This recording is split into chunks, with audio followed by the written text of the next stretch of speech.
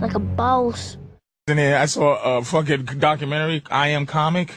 Yes, Showtime. I saw it. I thought it was one of the best Really? comedy things because it had a sidebar of Ritch Shydner. Remember Ritch Shydner? Almost made it 20 years. So now I'm writing. I write for stand-ups, obviously, because that's like a no-brainer. You know, I'm researching the history of stand-up comedy, so that's what the books are about. From about 1915, coon jokes, Hebrew jokes. These are all because they were, you know, way before political correctness. First of all, I'm 12 years out of the game, and the game's moved on. You've got a time frame, and you make it in that time frame. I had 5 TV pilots, didn't make it. I was frustrated by that whole angle that he put himself into the documentary. No, like they put him in it because he knew everybody. Somebody explained it, and then he started wanting to do it again. But the thing that got me is I mean this is day late in a dollar show, but I really feel bad for Joe Rogan. No, I've never seen George Lopez can grab you by your fucking neck and slam you up against the left back of the wall for ripping off his shit. You ain't still special? Yes, he did.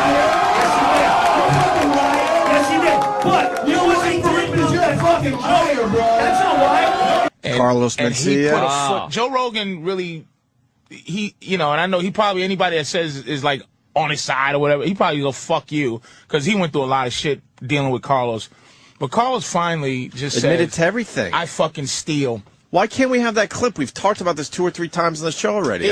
He basically admits everything. No, not basically. He says, I'm being polite. His attitude was this, like, yeah, I fucking steal. If I'm in the back of the fucking room, you better watch your fucking material because I'll take it, remix it, and make it a hit. Of course I fucking steal jokes. Are you out of your fucking mind? You better get the fuck off stage. Because if anything you say is even remotely funny, I'm gonna make it mine. I'm like a rapper. I just sample shit and make it my own. It's a hit, bitch! And I'm going, well, that means somebody is owed royalties and somebody, you made a lot of money off of these people that you steal from. But he's justifying by saying if rap artists could take someone's like old song and make it. I understand, but that's basically what he was saying. If a rap guy could do that, I could do the same thing and make it my own. Back in the day, people stole jokes. It was like 2 Jews walked in the bar. It was meant to be told to everybody.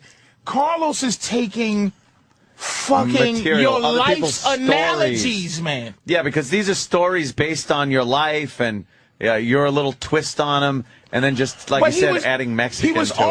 He was also in it saying, "Hold on, why don't we just play the clip?" Wait. I just want to say he wasn't. This is not just the clip. He's in the whole thing saying, "Here's what the fuck you supposed to be as a comic. If you ain't this as a comic, you ain't shit." If you're making people laugh, you're a comedian, and that's it. And if you're not making people laugh, then it's spoken word. If you ain't killing in Yakima, Washington, you ain't shit. If you ain't selling out in Hammond, Indiana, Miami, New Orleans, Tallahassee, Hartford, Connecticut, every town in Texas, you ain't shit. If you ain't that and then he says, I steal, which nullifies, he doesn't have a position on comedy. That means that, what's those cover bands? Don't need to say they're cover bands. Yeah, they could just say they're the band. Well, fuck you. I'm Journey. I'm fucking Journey, nigga.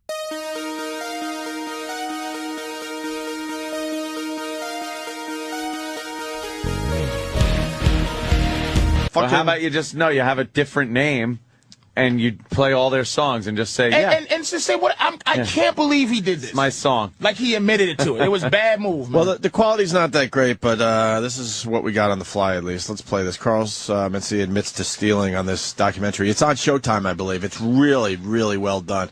Hit it. A lot of people out there are going to ask, why did they interview Carlos about this? You know, Carlos is a joke thief. Carlos steals jokes, and we know this. And listen to me, and look at me when I tell you this with all honesty. If you think that I steal jokes, fuck yeah, you're right. Of course I fucking steal jokes. Are you out of your fucking mind? When I come to a comedy club, you better run, bitch. You better get the fuck off stage. Because if anything you say is even remotely funny, I'm gonna make it mine. And all I'm gonna do is say Mexican in the front. I'm like a rapper. I just sample shit and make it my own. Was that really my song? I don't know. But it sounds like mine. But it kind of sounds like somebody else's. It's a hit, bitch! When you're a thief. Right. Like you're justifying stealing. There's nothing on any level, but the bad part is Rogan was on this and you know, they ended up pushing him out away like he was a nutbag for going this hard. What has he ever stolen from you? I used to this bit about how I was so small that my dad would have to get on my shoulders to get on a ride at Disneyland. Right. Then he did a bit, literally, but this is, I can't do it. But where's this going? Who cares? What the fuck? It's reality. Anyway, it's good to see you. Don't be a fucking person. This is the reason why comedians get away with stealing. Because comedians like you are afraid of confrontation. I wouldn't go that hard because there is no justice. Because he's going to still win.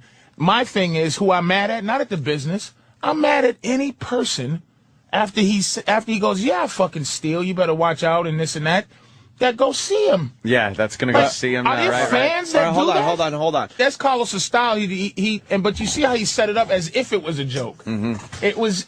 I can't believe it was out of context. But if it was, it was because it's possible. But he just was. He's like. Well, then someone fucked him. I want to know if there's more info on this whole thing. The documentary in general was great, though, huh? I enjoyed it. I thought it. It's a sad life you guys have. It's a mess. It's a sad life. That's what I got out of it. The one that got to me. Sad. Dana Gould, the one that where he goes, man, I was doing 3 shows. I was in the first 10 minutes of the first of 3 hours that I had to do. Meaning, the first show at the first 10 minutes, and I had to do 2 more shows after that evening. And I said, what the fuck? Am I doing? September of 1991, I was headlining a club in San Francisco, and it was 3 shows that night, 3-hour-long shows, and I was about 10 minutes into the first show, and I just thought, I can't do this. And I felt that minute where I'm like, hey, and I went, holy, and the crowd's not really loving me automatically. It's not just, okay, it's like I gotta work, and I just go, oh my God! Wait, what was it? He was having a bad show? No, he just. There was a segment of quitting. Of guys. Like another guy was like, I get on stage. Some guy you never heard of, but he goes, I'm Tim Allen's friend. I'm talking to Tim Allen. I'm talking to this guy. Then I get on stage and a guy got his foot on the stage and he's half holding his girl's titty and looking at me like, what the fuck are you doing? I remember the night I stopped. I was working on a Dennis Miller show with some smart guys and decided to go down to Igby's to do a set, and as soon as I turned around and faced the audience, I realized I'd made a terrible mistake. There was a young guy in the front row with his feet up over the chair and one arm over his girlfriend, almost holding her breast and looking at me like I was an idiot. It was a good goddamn documentary. It was well done. It was one of the best ones. The guys explained why they got out of it. That was a sad moment. Like, you go, fuck balls, I felt like that. And then the people explaining the comedy condo. Where you guys, I'm sure did you ever stay in the condos? Very early. Welcome to the Comedy Condo at the Tampa Improv. Not actually at the Tampa Improv, kind of a couple blocks down the street into a pretty dangerous neighborhood. A lot of clubs, instead of putting you up in a hotel room, will just buy a condo and store the comedians there.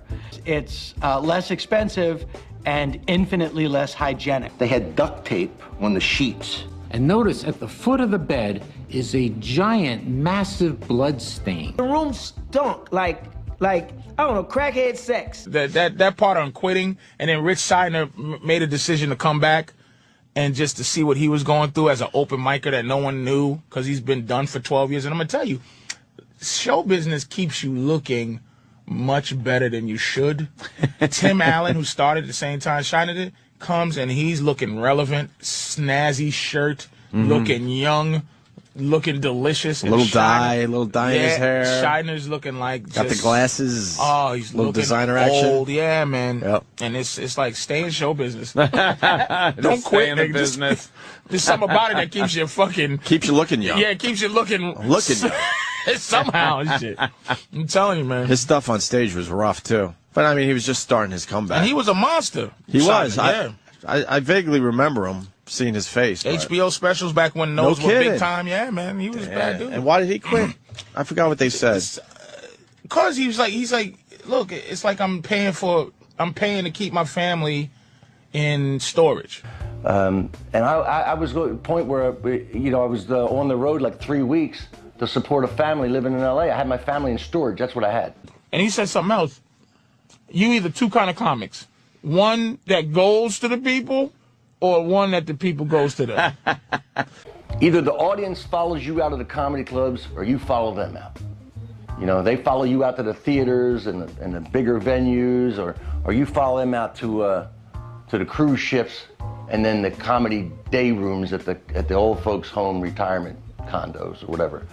Yeah, and that hurts. Wow. Wait. How come that hurts? Because going to the people means you got to go where the gig is. Right. When people come to you, you go to the gig, and the people come see you. Do they mean that, or do they mean attitude-wise? Oh, they don't mean like the way you perform? It means like, I got to do a cruise ship. That means I got to go to the people. To the people. Okay. And I agree with Patrice, though, because Carlos is a likable guy. Like, that's... Like, we flew together. I forget where I was. We were on the same plane together, and we were just kind of walking a baggage claim together. And it's like he was talking about stealing on something. He said something about a Cosby bit. He's like, I did it, and then someone said he just started talking about it. And he goes, and I did it. And maybe he didn't say so. Maybe he said somebody told him about it. He might have said that. I don't want to misquote the guy. And he said, and I was like, holy shit, I can't believe I did it.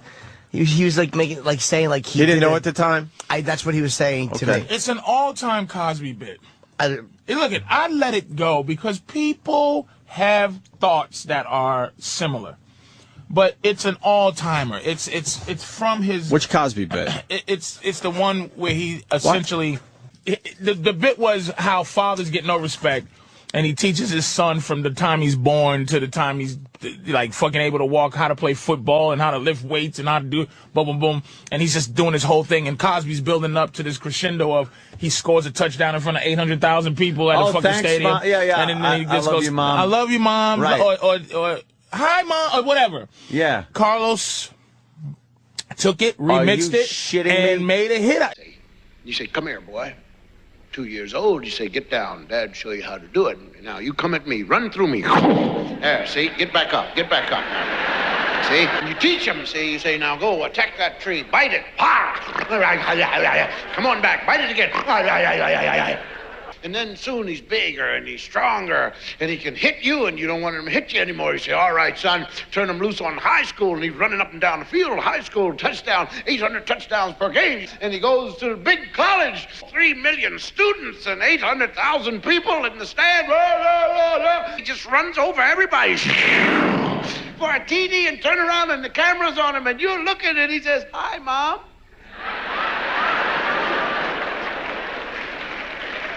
Well, you don't mind that. You know who taught him. He gives him a football and he shows him how to pass it. He shows him how to throw the bomb, how to throw the out, how to throw the hook, how to throw the corner. He even moves from one city to the other so that kid could be in a better high school. Then that kid goes to college and he's in college getting better. He wins a Heisman Trophy. He ends up in the NFL. He ends up in the Super Bowl. He gets the MVP of the Super Bowl. And when the cameras come up to him and say, you got anything to say to the camera? I love you, Mom.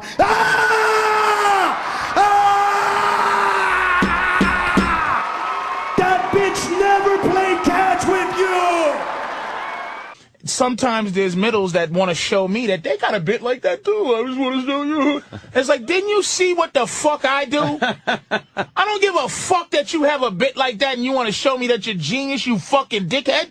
I'm telling you, I watched you to go, I'm not going to step on, because I could have showed you. Right. And do it better, you fucking middle. You guys got to work together to make the show real good. But that's what I'm saying. There's respect that you want to have in this game. And Carlos just said, fuck the game.